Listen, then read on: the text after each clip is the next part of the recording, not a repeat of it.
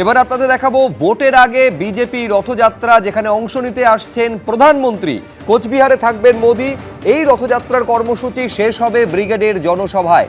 ভোটের প্রচারে অর্থাৎ রাজ্য জুড়ে ফের রথযাত্রায় নামছে বঙ্গ বিজেপি। কোচবিহার থেকে রথযাত্রায় অংশ নেবেন প্রধানমন্ত্রী 5 তারিখ অথবা 6 তারিখ মার্চ মাসের। কোচবিহারে আসবেন প্রধানমন্ত্রী, রথযাত্রায় থাকবেন তিনি। যে রথযাত্রা গিয়ে শেষ হবে ব্রিগেডে। 5টি সাংগঠনিক বিভাগে ভাগ করে বিজেপির এই রথযাত্রা চলবে। রাজ্য ঘুরে মোটামুটি মার্চ মাসের মাঝামাঝি সময়ে রথ এসে পৌঁছবে ব্রিগেডে, আর সেখানেই সভা মোদির। 1 মার্চ থেকে শুরু হচ্ছে রথযাত্রা, তারপর দলের জন্য বিরতি থাকছে কটা দিন। 13, 14 এবং 15 তারিখ মার্চ মাসের ব্রিগেডে প্রধানমন্ত্রী সভার প্রস্তুতি, এমনটা সূত্র মারফত জানা যাচ্ছে। কোচবিহার, আমতা, ইসলামপুর, তারাপীঠ, রায়দিঘি এই 5টি রথ ঘুরবে রাজ্য জুড়ে, এবং এই রথযাত্রার কর্মসূচি যাকে আনুষ্ঠানিকভাবে বিজেপির তরফে পরিবর্তন যাত্রা বলা হচ্ছে, তা শেষ হবে ব্রিগেডে গিয়ে। এবার বিজেপির এই রথযাত্রা কর্মসূচিকে কটাক্ষ করেছে তৃণমূল কংগ্রেস। কুণাল ঘোষ কি বলছেন একবার শুনুন। যে বিজেপির BLA 2 পায় না বুথে, নির্বাচন কমিশনকে বলে অন্য জায়গা থেকে বেপাড়ার ছেলে এনে BLA 2 করতে হয়, যাদের বুথেই লোক নেই তাদের আবার রথযাত্রা, ওটা ওদের বিদায় যাত্রা। ট্যাক্সি করে 4টে লোক নিয়ে গিয়ে 2টো জায়গায় চা খেয়ে ছবি তুলবে। আমি তরুণজ্যোতি তিওয়ারির কাছে আসবো। একটা বিষয় দেখুন, আপনি সকলেই মানবো যে SIR এর জন্য সাধারণ মানুষের একটা বড় অংশের মধ্যে নিত্য হয়রানি হচ্ছে, যার জন্য বিজেপিকে কাঠগড়ায় তুলছে তৃণমূল কংগ্রেস। এইবারে যে অন্তর্বর্তী বাজেট হলো, সেখানে লক্ষ্মীর ভাণ্ডারের টাকার পরিমাণ বাড়ানো হয়েছে, ভাতার পরিমাণ। তুমি দেখবে যুবসাথী প্রকল্পে আজকে 3য় দিন পড়লো, উপচে পড়া ভিড় লক্ষ্য করা যাচ্ছে। এখন এই পরিস্থিতিগুলোর একটা রথযাত্রা দিয়ে মোকাবিলা করা যাবে তো? পশ্চিমবঙ্গের মানুষ যা যুবসাথী লাইনটা তোমাদের এতেই দেখছিলাম আমি, MA পাস করা, B.Ed পাস করা ছেলেমেয়েরা বলছে ভাতা দিচ্ছে, কিন্তু আমাদের কাজ চাই, আমাদের কাজ কোথায়? মুখ্যমন্ত্রী অনেক ভাতা টাতা ঘোষণা করেছেন, আমার আপত্তি নেই। লক্ষ্মীর ভাণ্ডার 1,500 কেন দিচ্ছে? 10,000 টাকা দিলেও আমার আপত্তি নেই। সাথে কাজ দিক, সাথে এখানে চাকরি আনুক, শিল্প হোক, পশ্চিমবঙ্গে মানুষের জীবনযাত্রার মান উন্নতি হোক। ডবল চাকরি হওয়ার প্রতিশ্রুতি দিয়েছিলেন 2021 সালে। আমরা দেখলাম ডবল চাকরি গেল, পশ্চিমবঙ্গে চাকরি হলো না। পশ্চিমবঙ্গে তিনি নারী সুরক্ষার কথা বলে, বাংলা নিজের মেয়েকে চায়। বাংলার মেয়েরা দেখলো হাঁসখালি, বাংলার মেয়েরা দেখলো আরজিকর, বাংলার মেয়েরা দেখলো কসবা ল কলেজ। বাংলা মানে যে বাংলা অস্মিতার কথা মুখ্যমন্ত্রী বলেন, মুখ্যমন্ত্রী সফল, একদিকে মানতে হবে যে যুব সমাজ চাকরি চেয়েছিল, বাঁচার অধিকার চেয়েছিল, ভালোভাবে থাকতে চেয়েছিল। শিক্ষিত যুব সমাজ, তাদের চাকরি বাজারে আলু পটলের শুরু হচ্ছে, এইটা একটু বলো যে তোমাদের কর্মসূচিটা কি রকম রয়েছে? আলু পটলের মতো বিক্রি হলো তাদের চাকরিগুলো, তাদের জীবন বিক্রি হলো, আর তাদেরকে শেষ মতো লাইনে দাঁড় করিয়ে ভাতা ধরে দিল, তোমরা ভাতা নাও। রথযাত্রার মানে যে পরিকল্পনা 9 তারিখ থেকে, মানে আমাদের 9টা রথযাত্রা হবে। 1st and 2nd মার্চ থেকে শুরু হবে, 5th মার্চ থেকে শুরু হবে 1st আর 2nd মার্চ আনুষ্ঠানিক উদ্বোধন। সেখান থেকে 6 দিন চলবে। বিভিন্ন আমাদের জোন ভাগ করা আছে, জোনগুলোতে হবে। এই সরকারের বিরুদ্ধে যে চার্জশিট আমরা বিধানসভা ভিত্তিক পেশ করেছি, প্রত্যেকটা মানুষের দরবারে যাওয়া, মানুষের কাছে পৌঁছানো। রথযাত্রার মতো আসবে, তার সাথে মাইক্রো টিমও কাজ করবে। প্রত্যেকটা বাড়িতে রিচ করা, 1 to 1 রিচ করা এবং মানুষের কাছে পৌঁছানো এবং সত্যিটা মানুষকে দেখানো। ভাতা নিয়ে আপত্তি নেই, আমি আবার বলছি। কুণাল ঘোষ বলছেন BLA 2 তোমরা দিতে পারো না, রথযাত্রার জন্য লোক পাবে কোত্থেকে? কে বলছে? কুণাল ঘোষ 2017 তো বিজেপির দরজায় কেন ঘুরছিল জিজ্ঞেস করো তো একটু। আমি আবার বলছি, এখান থেকে লকেটদির সাথে যোগাযোগ করেননি 2017 তো বিজেপি জয়েন করার জন্য? এক মুখে কত রকম কথা বলে। এই যে কুণাল ঘোষ না, মুখ্যমন্ত্রীকে কী সব চোর বলতো মনে নেই? তার কথা তুমি শুনছো? মহাভারতের সবচেয়ে ইম্পর্টেন্ট ক্যারেক্টার কি জানো শুভ্র? আমি মনে করি মহাভারতের সবচেয়ে ইন্টারেস্টিং ক্যারেক্টারের নাম হচ্ছে শকুনি নিজের লড়াইটা লড়ছিল। কুণাল ঘোষের একটা কথা আমার কানে বাজে, এদের আমাকে যারা জেলে ঢুকিয়েছে তাদের শেষ না করা পর্যন্ত আমি যাব না। তো কুণাল ঘোষ এই শকুনি রোলটা প্লে করে। যেহেতু মহাভারতের কথা বললো, আমাকে রামায়ণের কথাতেও ফিরতে হয়, যেখানে আজকে মুখ্যমন্ত্রী মমতা বন্দ্যোপাধ্যায় বলছেন যে ভোটারদের অধিকার হরণ করছে, ঠিক যেমনভাবে রাবণ সীতাকে হরণ করেছিল।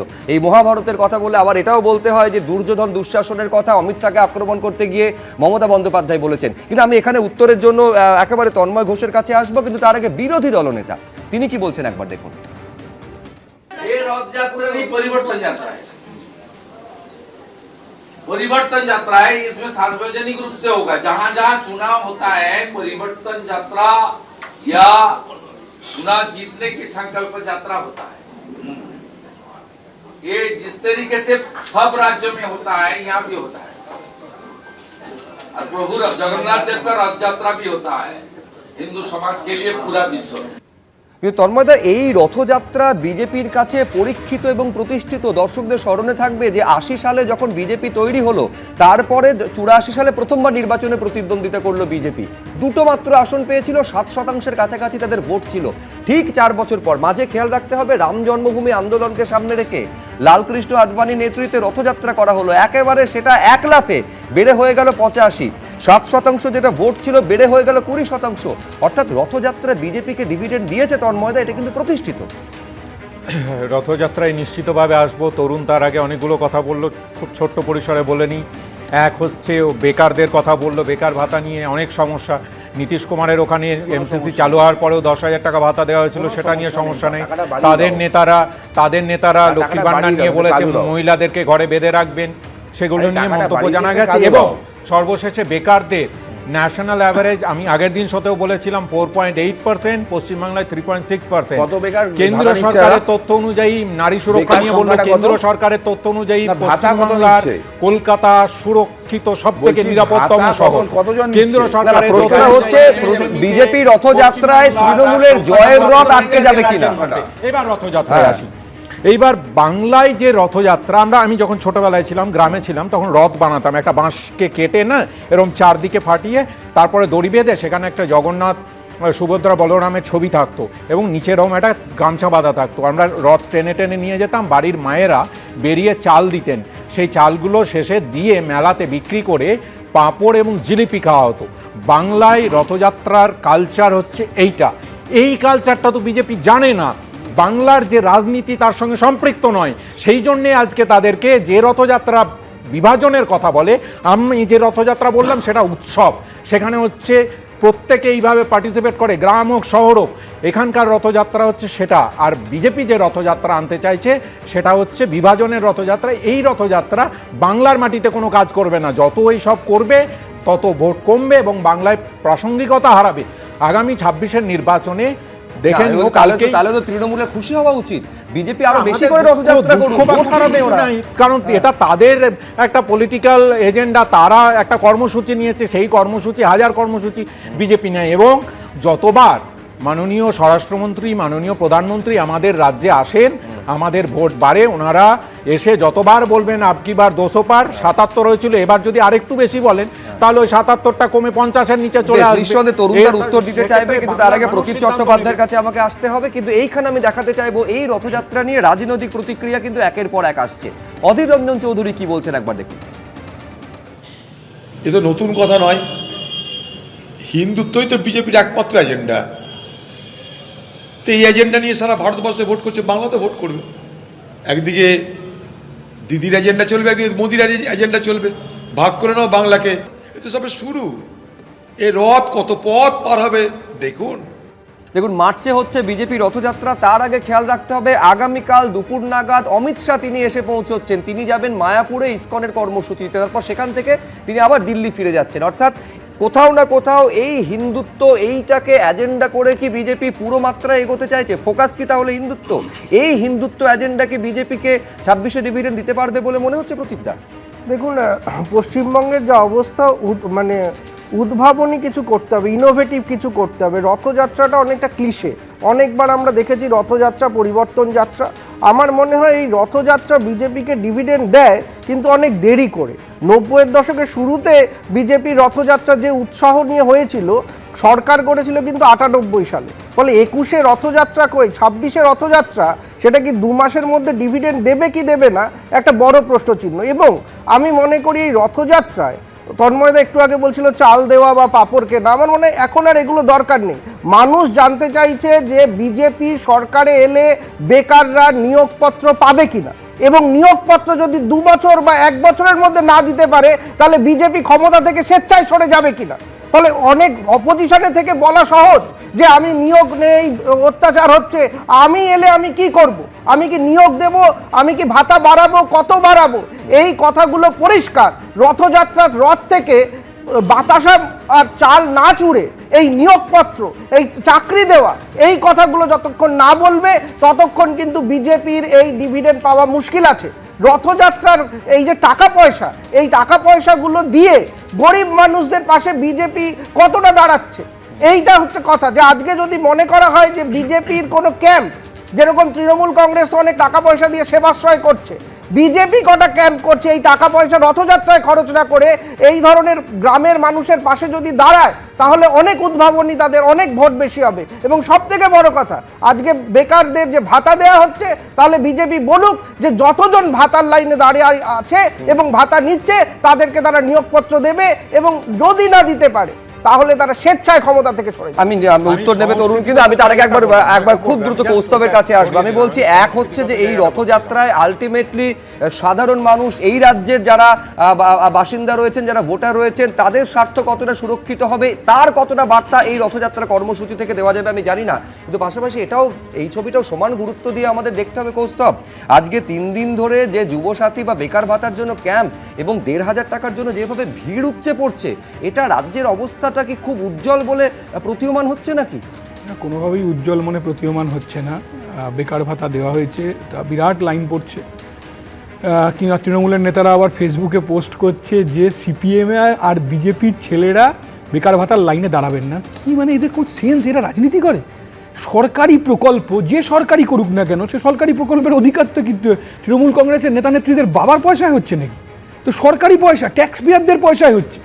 কি বলছেন আমি বুঝতে পারছি না। কিন্তু আমি বলছি, এই যে রথযাত্রার কথা বলছেন না, এই যে বিজেপি তো মাঝে মধ্যে হুমকি দিচ্ছেন লক্ষ্মীর ভান্ডার নেবেন আর বিজেপিকে ভোট দেবেন, সেটা কিন্তু চলবে না। না সেটা মানে একটা অংশ কিন্তু কার্যত একটা সরকারি প্রকল্পকে তৃণমূলের প্রকল্প মনে না করলে এই ধরনের বক্তব্য হয়। বারবার বলেছি, আজকে জয়নগরের বিধায়ক বলছেন, আমি বলছি রথযাত্রা বিজেপি রথ যে জায়গা দিয়ে যাবে তো বিভাজনের রাজনীতিকে স্পষ্ট করবে। বাংলার মানুষ জানে যে যত মত তত পথ। কিসের বিজেপির রথ? কোন বিজেপি? যে বিজেপি সকাল থেকে রাত অবধি হচ্ছে সংখ্যালঘু মানুষদের আক্রমণ করা।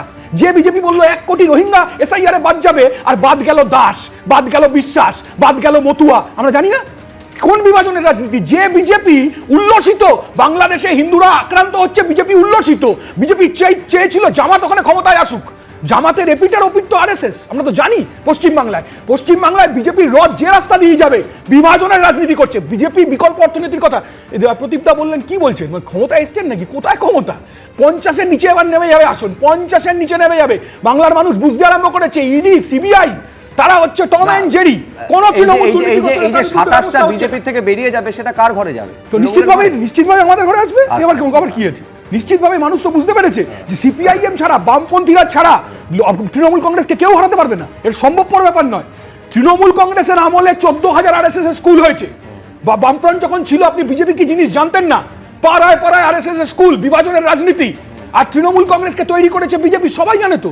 পশ্চিমবাংলায় তৃণমূল কংগ্রেসের অপরাধ শুধু দুর্নীতি নয়, বিজেপির মতো সাম্প্রদায়িক দলকে পশ্চিমবাংলায় জায়গা করে শুনছিলাম, কৌস্তবদার কথাগুলো শুনছিলাম, সত্যি তো বিজেপি সাম্প্রদায়িক। হুমায়ুনের সাথে ঘন্টাখানেক বৈঠক একদম অসাম্প্রদায়িকের লক্ষণ। যে 70-30-কে ভাগ করার কথা বলে, 30% হিন্দু ঠিক আছে। সেকেন্ড হচ্ছে আব্বাস সিদ্দিকী, নওশাদ সিদ্দিকীকে কোলে আব্বাস সিদ্দিকীকে কোলে উঠে, মানে একটা চাই সেলিম বাবুর একটু এমএলএ হওয়া দরকার, তারা লাফায়। এতগুলো কথা বলে যারা। আমি দুর্গাপুর কল্যাণী তো ভুলিনি, কল্যাণীতে আমি থাকতাম। কল্যাণী শিল্পাঞ্চল লাল ঝান্ডার আড়ালে কিভাবে বন্ধ হয়েছে আমরা দেখেছি। দুর্গাপুর শিল্পাঞ্চল কিভাবে বন্ধ হয়েছে আমরা দেখেছি। এরা শিল্প আনবে, শিল্পকে ডুবিয়েছে এরা। তারা কথা বলে ভারতীয় জনতা পার্টি বলছে এখানে দাদা ভদ্রতা রাখো, শূন্য থেকে মহাশূন্য যাচ্ছ, ক্ষমতা ভরে রাখো। বারবার হ্যাট্রিক করবে, হ্যাট্রিক করবে। শোনো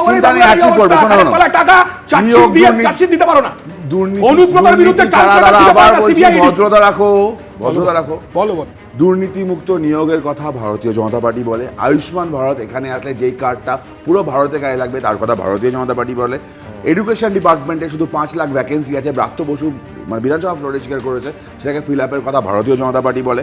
ইলেকট্রিক বিল, মধ্যবিত্ত সামান্য জিনিস, ইলেকট্রিক বিল অন্য সব রাজ্যে দাম কম। যে সিএসসি কলকাতা ইলেকট্রিক বিল যে দামে যায়, সবটা বুঝলাম যে দুর্নীতিমুক্ত একটা রাষ্ট্রের কথা, একটা রাজ্যের কথা ভারতীয় জনতা পার্টি বলে। কিন্তু এখানে ভুরি ভুরি দুর্নীতির অভিযোগ, এবং সেই অভিযোগের তদন্ত যখন সেই ভারতীয় জনতা পার্টির কেন্দ্রে সরকারের কোনো একটা এজেন্সি করছে, তারা কিভাবে একেবারে পরপর জামিন পেয়ে যাচ্ছে, একটার ক্ষেত্রেও তদন্ত কিভাবে দিনের আলো দেখতে পেল না, এই প্রশ্ন।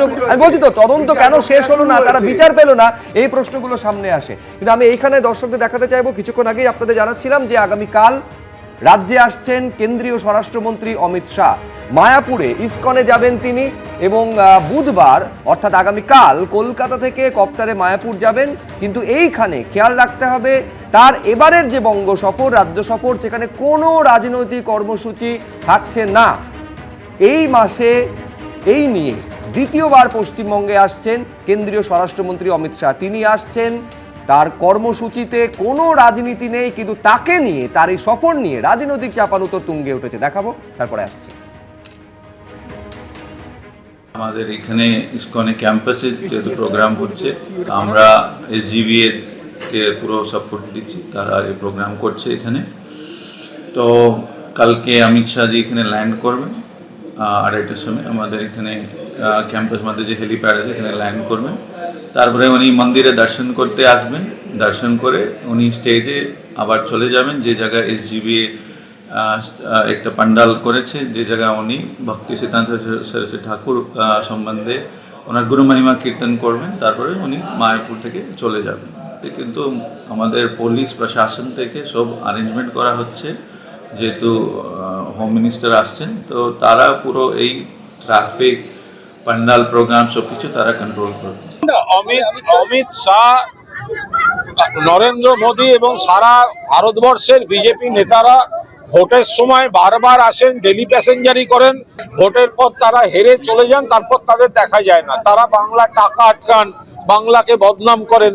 তো ওরা আসবেন, যাবেন, পরিযায়ী ডেলি প্যাসেঞ্জার, আবার হেরে চলে যাবেন। এবিপি আনন্দ, এগিয়ে থাকে, এগিয়ে রাখে।